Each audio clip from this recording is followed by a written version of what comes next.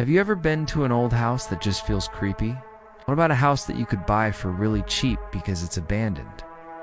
Well, let's find out more in today's story. The floorboards groaned under her weight as she stepped inside. Outside, the wind was whipping the dead leaves into a frenzy. Inside, a lone bare bulb cast a sickly yellow light, doing little to pierce the gloom. The house had stood empty for so long that the only illumination came from the sliver of a moon that peeked through a gap in the curtains. Dust motes danced in the pale light, disturbed by the sudden movement of air. She shivered, pulling her sweater tighter around her as she made her way deeper into the house. It had seemed like such a good idea at the time, buying an abandoned house in the middle of nowhere.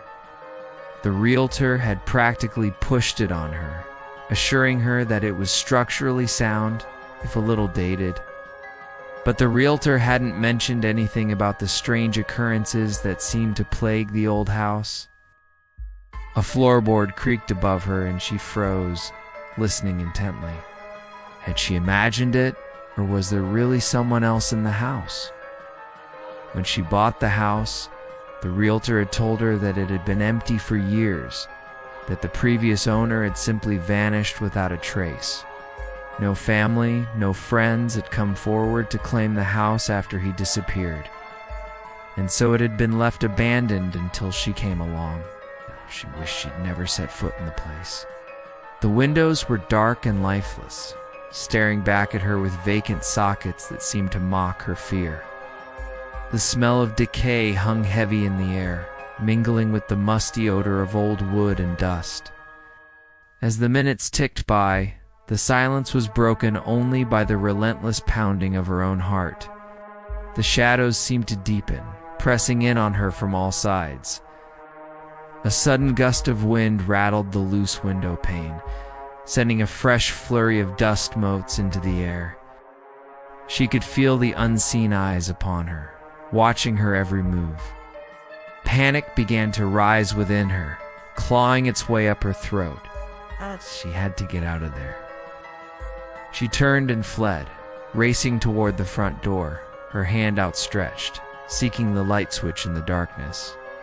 Her fingers found the cold, unyielding metal, but the light refused to yield. It flickered once, twice, then plunged them back into darkness.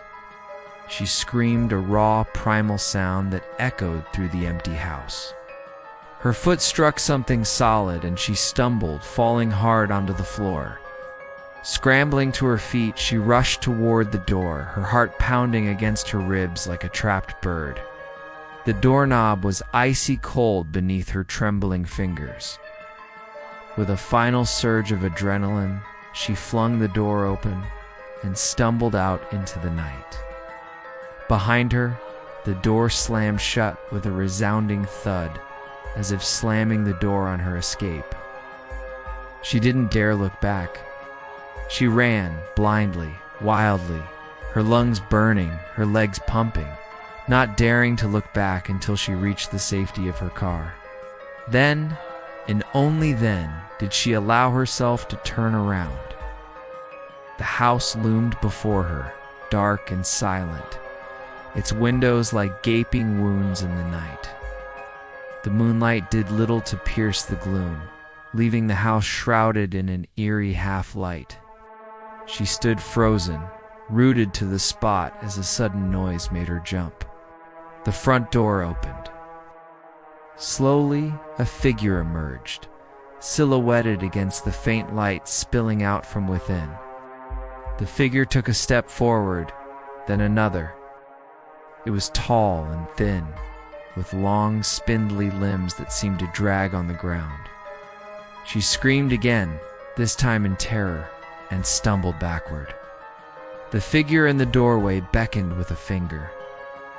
Then, as if sensing her fear, it vanished back into the darkness. She fled then, driving away as fast as she could. The image of the gaunt, beckoning figure burned into her mind. But as the days passed, the memory of that terrifying night began to fade. The house in the distance became a vague, unsettling memory, and she tried to put that night behind her. But then one day, she received a phone call from a local realtor. He informed her that the house had sold, but not to who she thought. The last thing she remembered was the gaunt figure disappearing back into the house, beckoning for her to follow. Beth! But when the new owner came to inspect the house, he discovered no one. Was it the ghost of the former owner? Or was there something more sinister lurking in the shadows of that abandoned house?